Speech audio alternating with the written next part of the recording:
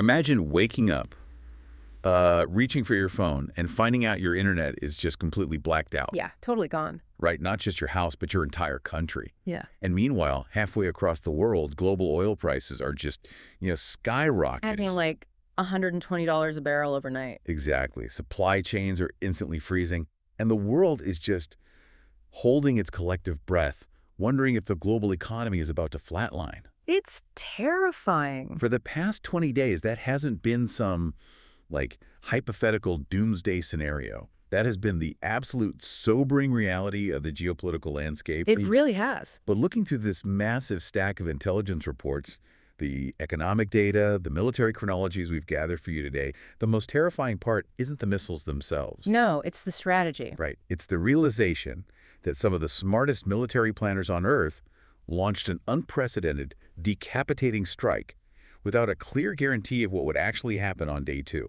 It is a phenomenal collision of military theory and harsh reality. We are witnessing a paradigm shift unfolding in real time, moving at a speed that has left both global markets and, well, diplomatic channels completely paralyzed. And we are going to break down every single mechanism of that paralysis for you today.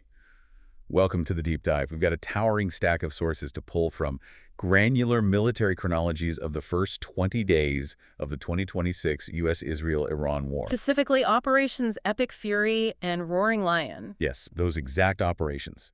We also have these really deep dive economic reports from the International Energy Agency, the IEA. Which are just staggering to read. They really are, alongside a vast sweep of global media broadcasts and digital intelligence tracking the whole shadow information war. So much data to get through. Our mission today is to take these fragmented, chaotic reports and build a coherent picture for you of what is actually happening, how the machinery of this conflict works, and why it is bleeding directly into your daily life. But before we get into the operational mechanics, we have an absolute obligation to establish the ground rules for this deep dive. Definitely. This is crucial. The material we are analyzing today involves intensely charged political actions, brutal military conflict, and highly polarizing figures. From U.S. President Donald Trump and Israeli Prime Minister Benjamin Netanyahu to the late Iranian Supreme Leader Ali Khamenei and the IRGC. Exactly. So we want to be explicitly clear to you, the listener, we are taking absolutely no sides in this conflict. Zero. None at all. Our job is solely to report, synthesize, and analyze the facts, the military doctrines, the economic data,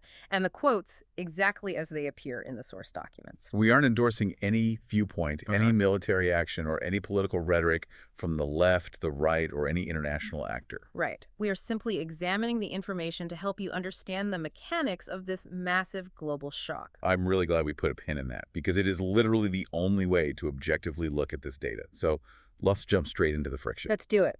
Before we can even begin to comprehend the global economic shockwaves happening right now, we have to look at the specific chain of events that turned a simmering, decades-long tension into a massive multi-nation air war on February 28th. The build-up. Right.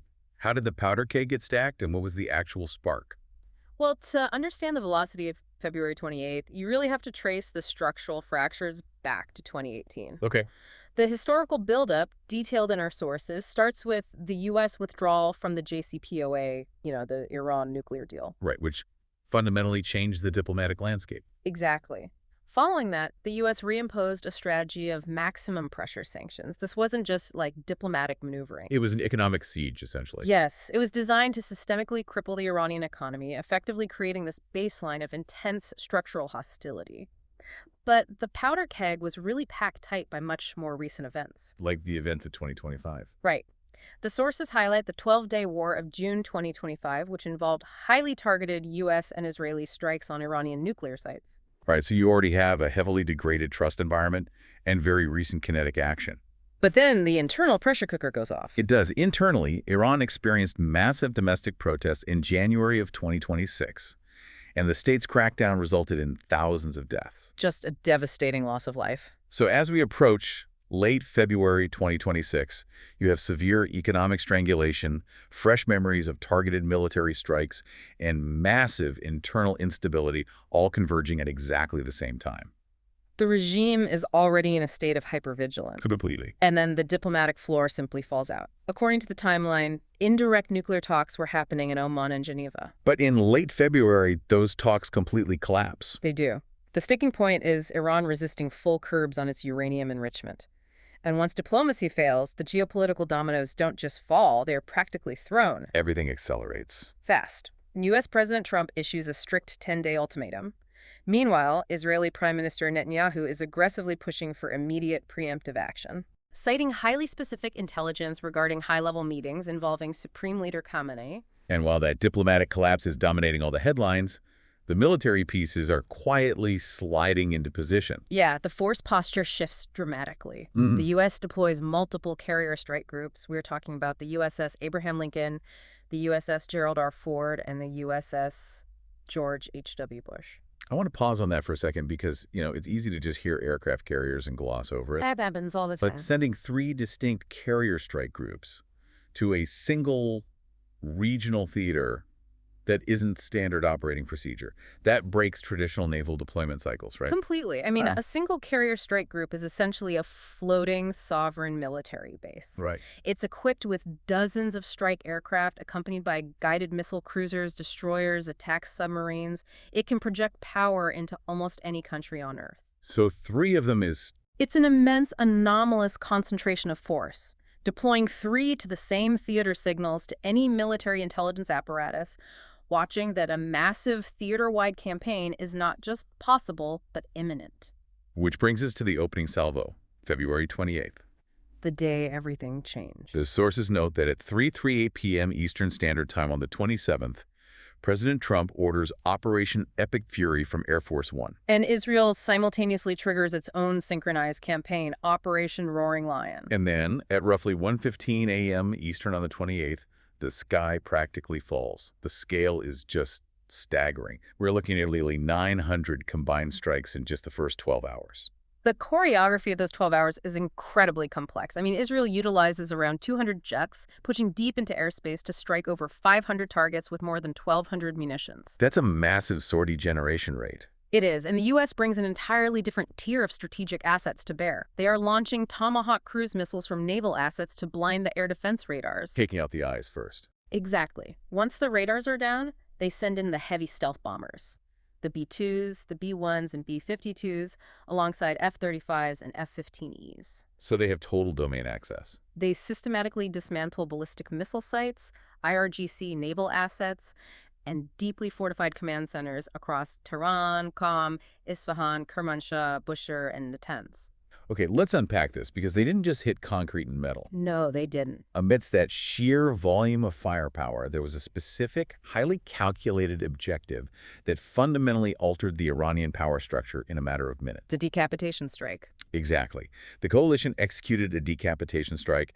They successfully targeted a high-level leadership meeting. Killing Supreme Leader Ali Khamenei, Defense Minister Aziz Nasirzadeh, Armed Forces Chief Abdul Rahim Mousavi, IRGC Commander Mohammad Pakpour, and dozens of other high-ranking officials.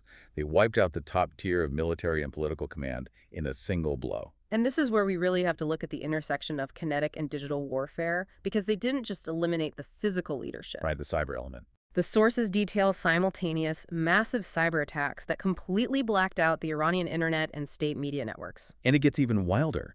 They actually hijacked Iranian civilian apps to send push notifications, urging the populace to defect and overthrow the government. It's a completely integrated assault. But I'm, struggling to understand the coalition's math here. You usually see military campaigns start with gradual escalation, probing defenses, enforcing no-fly zones, slowly ramping up the pressure. It's a traditional ladder of escalation, yeah. Right.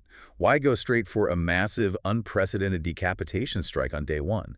If you know decapitation strikes historically have a very messy track record of actually inducing immediate regime change, why bet the entire global economy that it will work this time? What's fascinating here is the underlying doctrinal gamble. The strategy outlined in the documents points to an objective far beyond merely degrading military hardware. So they were trying to break the whole system at once. Exactly. The coalition was attempting to induce a catastrophic systemic shock. The logic of a decapitation doctrine isn't just about eliminating specific commanders. It's about paralyzing the network. Right. It's about paralyzing the entire command and control nervous system of the state. When you combine the physical destruction of the supreme leader and the IRGC top brass with the sudden severing of communication via internet blackouts. You create a vacuum of absolute internal chaos. Precisely. So the app hijacking wasn't just a psychological trick, it was the actual strategy. It was. By urging the public to defect via those hijacked apps in that exact moment of state paralysis, the goal was to spark a massive organic internal uprising. Which connects to the political rhetoric in the sources. Yes, this aligns directly with President Trump's publicly stated desire, quoted in our sources, for the Iranian people to, quote, take over your government. It was a high-risk attempt to win the war on the first day by collapsing the regime from within, letting the internal pressures we discussed from January do the work of a ground invasion. But as we saw, the regime didn't collapse on day one. No, it didn't. The decapitation strike didn't end the war. It triggered an immediate, furious, and deadly response, which moves us from the opening hours into the brutal action and reaction cycle of the next 3 weeks. Moving right into Iran's retaliation. Yes, officially dubbed Operation True Promise the Fourth. This is where the coalition's calculation regarding systemic shock met reality. Despite the loss of their top leadership and the severe degradation of their communications infrastructure, the Iranian military apparatus executed a massive, highly coordinated retaliatory strike. Which is pretty shocking given what they had just been hit with. It is. The sources report the launch of hundreds of ballistic missiles and thousands of drones. They didn't just target military installations. No, they hit civilian centers. They targeted Israeli cities, including Tel Aviv and Jerusalem. Furthermore, they directed massive fire at U.S. bases deeply entrenched across the region. Facilities in Qatar, Kuwait, the UAE, and various Gulf state infrastructures. And this is where the sterile talk of strategic assets crashes into the horrific human cost of the conflict. It's the darkest part of the data. It really is. The sources detail devastating civilian impacts on both sides, which is the inevitable tragedy of launching thousands of munitions into densely populated regions. In Israel, a synagogue was struck. And on the other side, There is a truly horrific account in the sources of a U.S. missile striking a girls' elementary school in Menab. It was apparently located adjacent to an IRGC naval base. the collateral damage from proximity. Exactly. The reports estimate 170 to 180 people, mostly children, were killed in that single strike. It ruthlessly exposes the friction and unavoidable tragedy of modern warfare. Even with the most advanced precision-guided munitions in the world, when military assets, like that IRGC naval base, are positioned in close proximity to civilian infrastructure, the margins for error are terrifyingly slim. There's almost no room for error. None. The intelligence can be perfect, the guidance system can be perfect, but the blast radius or a mechanical failure still results in a devastating civilian toll. Let's trace the causality of these first 20 days, because it's not just a random exchange of fire. It's an incredibly fast escalation ladder. Day by day. Right. Week 1, from February 28th to March 6th, the U.S. sinks a major Iranian warship, the Iris Dina. But politically, Iran moves with shocking speed. They manage the succession crisis almost instantly. Yes, Mojtaba Khamenei, the son of the late supreme leader, is rapidly elected as the new supreme leader. Meanwhile, Hezbollah in Lebanon officially declares war, and we start seeing reports of massive toxic clouds forming over cities from strikes on oil depots. The rapid election of Mojtaba Khamenei is a crucial piece of structural evidence. It proves that the coalition's decapitation strike failed in its secondary objective. Because the state survived. Right. Yes, it physically removed the leadership, but the institutional framework, specifically the Assembly of Experts, possessed enough bureaucratic resilience to execute a rapid succession. That sent an immediate signal to the coalition. And the global markets, yeah. It signaled that the Iranian state apparatus was still intact and capable of managing a protracted fight. So, seeing that the state didn't collapse, the coalition changes tactics in week 2, March 7th through the 13th. The sources show them using specialized ground-penetrating, bunker-busting munitions on underground bases in Shiraz and Yazd. Trying to dig out the missile silos. Exactly. The coalition thought hitting these subterranean bases would stop the missiles, but that tactical shift actually triggered Iran to change the rules of the game entirely. Exactly. Iran realizes they cannot win a conventional exchange of precision munitions against bunker busters and stealth bombers. Their traditional launchers are being hunted and destroyed. They're losing the hardware war. So they pivot. They start utilizing cluster munitions on Israeli residential areas. This is a deliberate shift from targeting military infrastructure to maximizing panic and disruption among civilian And it populations. wasn't just physical targets. Right. Concurrently, they expand their targeting to global energy infrastructure, completely halting Qatar's liquefied natural gas or LNG operations. Which brings us to week 3, March 14th to the 20th. Israel pushes even deeper, striking the IRGC Navy headquarters and the massive South Pars gas field. Escalating the economic damage. Right. And following this, Israeli Prime Minister Netanyahu holds a press conference where he claims that Iran's capabilities are, quote, decimated. It's a very strong public statement. Here's where it gets really interesting. I want to push back on that rhetoric based on the sources. Netanyahu claims Iran's military is decimated after 20 days. But if they are truly decimated, how are they still launching 9 separate barrages of cluster munitions? It's the core contradiction of the campaign. How are they successfully shutting down global shipping lanes? You don't halt global LNG exports with a decimated military. That is the essential paradox of this entire conflict, and it requires us to separate conventional degradation from asymmetric resilience. Okay, break that down for us. In a strict conventional military sense, Netanyahu's claim is supported by the data. The coalition has destroyed over 190 missile launchers, sunk dozens of naval vessels, and leveled major production facilities. So the big stuff is gone. Iran's traditional military infrastructure, their ability to wage a symmetrical war, is profoundly degraded. However, asymmetric warfare doesn't rely on multi-billion-dollar air bases. It's like a heavyweight boxer fighting a swarm of hornets in a packed stadium. That's a great way to put it. The boxer has the knockout punch, the stealth bombers, the bunker busters, the conventional might. He can punch a hole through a concrete bunker, but he can't punch a swarm of hornets. No, the hornets just scatter. So the hornets don't even try to sting the boxer. They sting the audience. They attack the concession stands. They cause a stampede.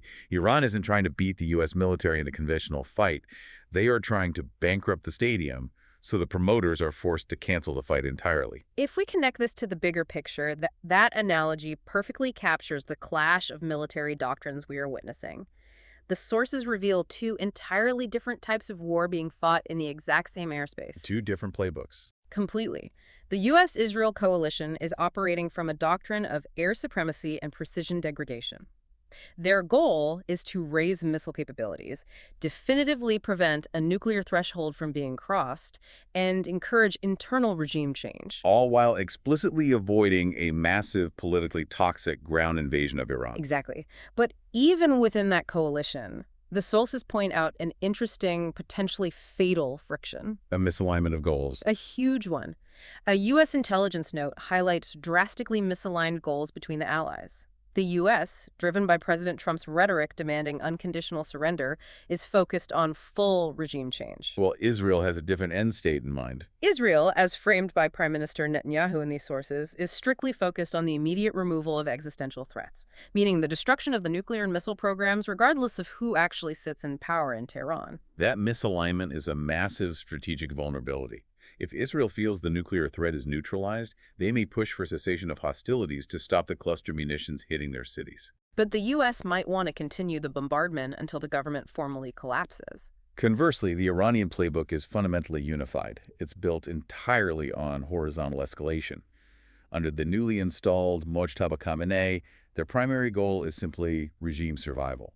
And their mechanism for survival is to inflict so much economic pain globally that it fractures the coalition. They know they cannot win a dogfight against F-35s.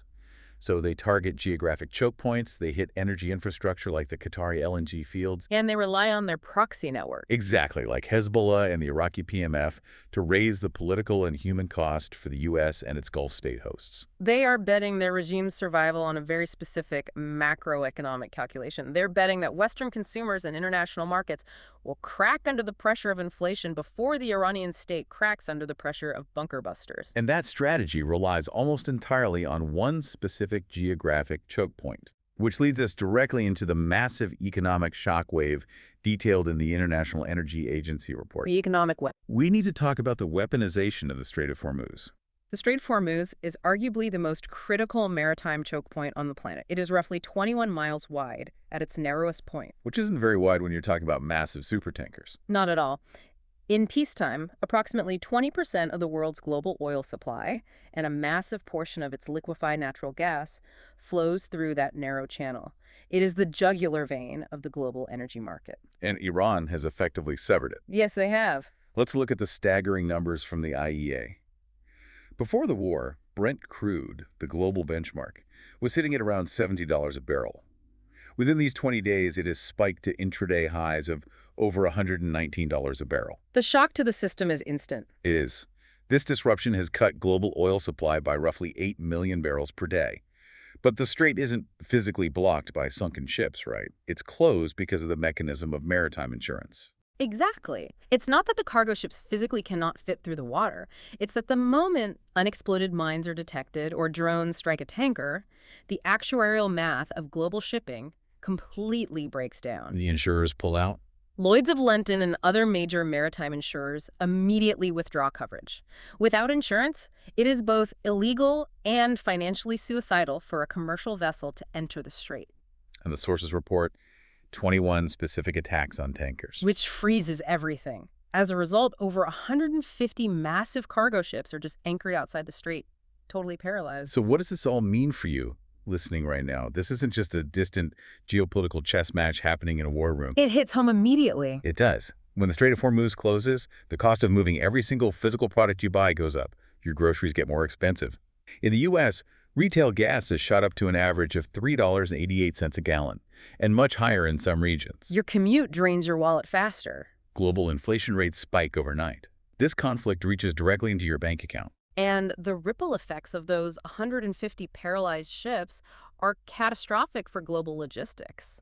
We are seeing reports of actual fuel rationing across Asia. Ships that were bound for China are desperately rerouting. One of the sources, a report from the Indian Express, analyzes, quote, why ships bound for China are suddenly heading to India. It highlights the absolute scramble for secure alternative energy sources as the primary supply chain collapses. And because the underlying commodities in genuine physical peril, the markets are so volatile that the slightest rumor causes massive swings. The sensitivity is off the charts. The sources note an incident where U.S. Energy Secretary Chris Wright made a false post on X regarding naval escorts. That single post caused a sudden flash dip in the global market before prices violently rebounded. It just shows how pure, unfiltered panic is driving the global economy right now. Algorithmic trading bots parse a single social media post, and billions of dollars shift in seconds. It raises a profound question about the limits of economic intervention. It really does. The IEA reports detail-coordinated, record-breaking releases from global strategic petroleum reserves. We're talking hundreds of millions of barrels released to blunt the shock. But these are temporary measures. Exactly. They are a Band-Aid on a severed artery. You cannot sustainably replace 8 million barrels a day missing from the market through reserve releases. So the critical question becomes, how long can Western consumers tolerate this level of inflation before extreme domestic political pressure forces their leaders to the negotiating table? That's the billion-dollar question, or trillion-dollar question, really. While the macroeconomic numbers are staggering, the human cost and the digital chaos surrounding this war paint an even bleaker picture of these 20 days. Let's look at the casualties and the massive displacement. The estimates provided in the sources are grim, and they are still highly fluid due to the chaos on the ground. Which is to be expected in a conflict moving this fast. We are seeing estimates of between 1,444 and over 5,300 Iranians killed, with coalition claims putting Iranian military deaths at over 6,000. And on the other side. On the coalition side, 13 to 20 Israelis have been killed and 13 U.S. personnel.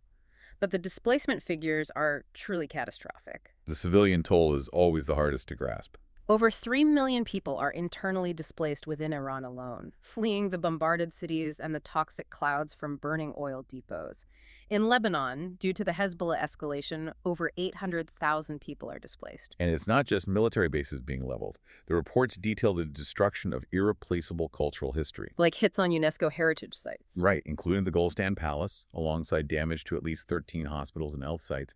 The physical devastation is immense, but running parallel to this physical war is a shadow information war that is both fascinating and incredibly dangerous. The digital front. The sources give us a look at the media landscape, specifically on YouTube, while the physical war rages. And that digital front is characterized by deep paranoia, sensationalism, and a desperate search for narrative control.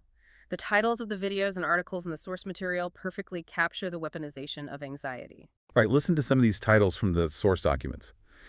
We have, quote, CIA's deep asset in India, unquote, suggesting massive, covert global entanglements. It feeds right into the conspiracy mindset. We have, quote, three triggers that could turn the Iran war into World War III, unquote. We have videos claiming Delta Force will deliver final blow, pushing rumors of elite U.S. ground troops deploying. Which entirely contradicts the air-only doctrine we talked about. Exactly.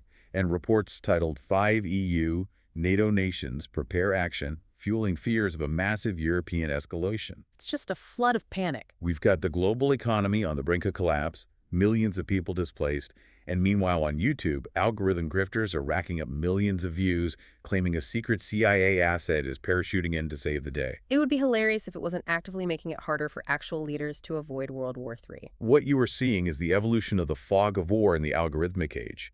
In previous eras, the fog of war was simply a lack of information. You just didn't know what was over the next hill. Today, it is an overwhelming, paralyzing flood of disinformation, speculation, and algorithmic amplification of the most extreme scenarios.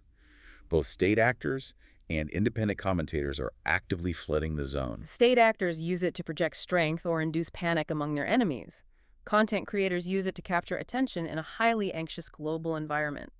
So with internet blackouts in Iran and global media platforms absolutely flooded with rumors about Delta Force deployments, how does anyone, let alone the political and military leaders actually fighting the war, know what is genuinely true on the ground? It makes strategic decision-making incredibly perilous. Leaders are forced to rely entirely on secured military intelligence channels, which themselves can be imperfect, while managing a domestic populace that is being bombarded by terrifying, unverified information. The pressure to react to the digital narrative, rather than the physical reality, becomes immense. It's a completely new variable in modern warfare. Which brings us to the ultimate question. We've seen the buildup, the spark, the strategies, the staggering economic fallout, and the digital chaos. How does this end? The endgames. The sources outline 4 potential endgame scenarios. Path 1 is what the sources call coalition victory or regime change light. This assumes the sustained aerial degradation and internal economic pressure eventually lead to a total Iranian collapse or capitulation. So the air campaign actually works as intended. Yes. The current leadership under Mojtaba Khamenei falls, a new government sues for peace, and the nuclear and missile programs are neutralized. This represents the lowest casualty path for the coalition, assuming air power alone is sufficient. But it heavily relies on the assumption that the Strait of Hormuz can be reopened quickly to stabilize the global economy. I have to push back on scenario 1, though. Trump and Netanyahu are pushing for regime change, or complete unconditional surrender, relying entirely on air power and standoff munitions. Has air dominance alone ever successfully forced a deeply entrenched, highly ideologically driven regime to completely surrender their sovereignty without a massive, boots-on-the-ground invasion? This raises an important question, and it is the crux of the coalition's grand gamble. Historically, air power is exceptional at destroying infrastructure and military hardware. But it can't hold a city. Right. It is notoriously poor at holding territory or forcing a fundamental ideological shift. Look at historical precedents. Air campaigns alone rarely induce capitulation without ground forces. It's almost unprecedented. The coalition is essentially betting that the internal pressure from the Iranian people, combined with the absolute destruction of the state's tools of repression, will do the heavy lifting of a ground invasion. It is an unprecedented, extremely high-risk, modern military experiment. Path 2 is a negotiated ceasefire.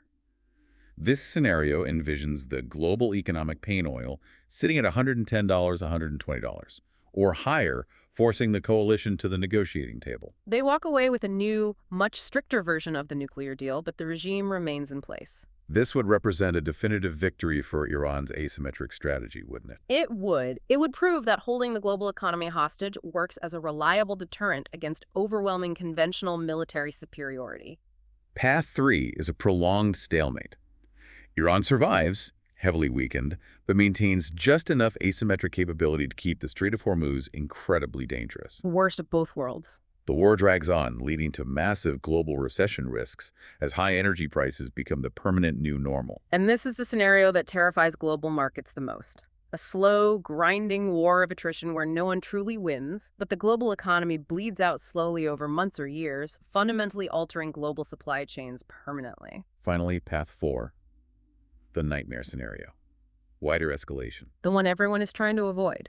This involves a full, impenetrable blockade of Hormuz, forcing a desperate ground operation into Iran by the coalition, resulting in massive casualties. Or worse, it draws in direct involvement from Russia or China, taking a regional war and making it truly global. While the sources currently deem direct Russian or Chinese military involvement unlikely, the longer the conflict continues and the more the global economy destabilizes, the higher the probability of miscalculation or opportunistic intervention by rival superpowers becomes. The longer the fire burns, the more likely it is to spread. Exactly. To synthesize all of this, the sheer magnitude of what we've covered today is breathtaking. In just 20 days, Operations Epic Fury and Roaring Lion have managed to decapitate the Iranian leadership structure, trigger the single largest oil supply disruption in human history, and put the entire globe on an economic razor's edge. It forces us to confront the reality of our deeply interconnected world.